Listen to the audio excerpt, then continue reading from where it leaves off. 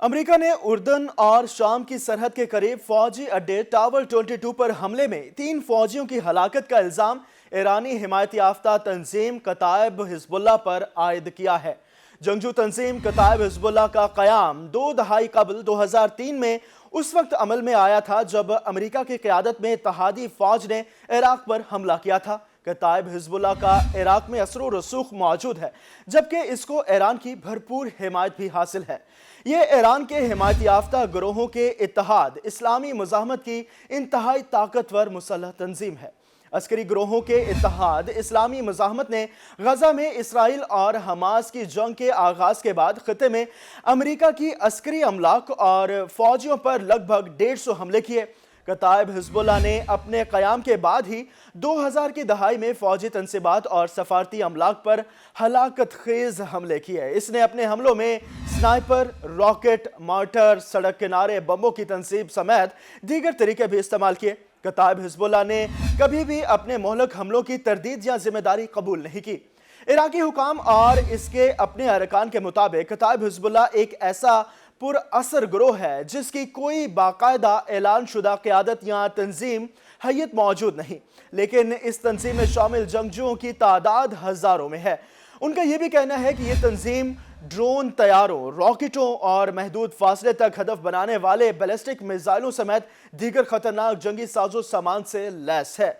कताइब Hezbollah के नजरियात में शामिल है कि इराक, शाम, लेबनान के दरमियान सरहदें मगरबी ममालिक ने कायम की हैं। शाम में खाना जंगी से लेकर अब तक कताइब हिजबुल्लाह फाल है। कताइब हिजबुल्लाह का ख्याल है कि अमेरिका की इराक में मौजूद फौज एक गैर मुल्की काबिज कुव्वत है और इसको ताकत के जरिए बेदखल करना बहुत जरूरी है। अमेरिका ने कताइब हिजबुल्लाह को 2009 में ही दहशतगर्द तंजीम करार दे दिया था। इस तंजीम की 2020 में क़यादत इराक और ईरान की शहरियत रखने वाले अबुल मेहदी अल मुहंदिस के पास थी।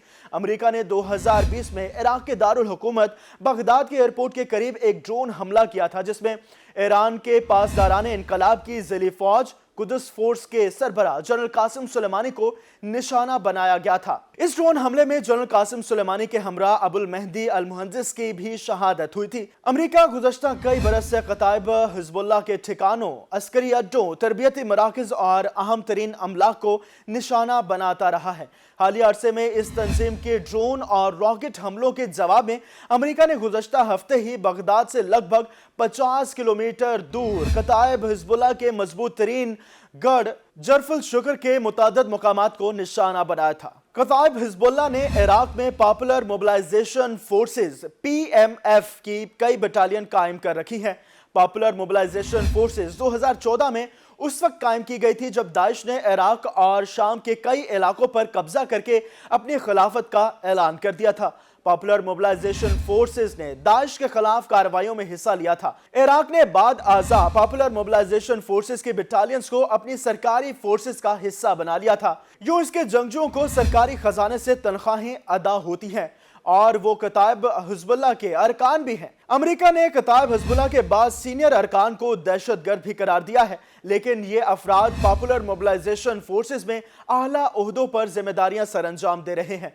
पॉपुलर मोबिलाइजेशन फोर्सेस तकनीकी तौर पर इराक के वजीर आजम के मतहत है, लेकिन ये फोर्सेस शाज़ो नादिर ही चेन ऑफ कमांड के तहत काम करती हैं। इसलिए इराकी हुकूमत के लिए ये मुश्किल मामला है, क्योंकि हुकूमती अहकामात के बरखिलाफ अमरीकी फोर्सेस पर हमले हो रहे हैं।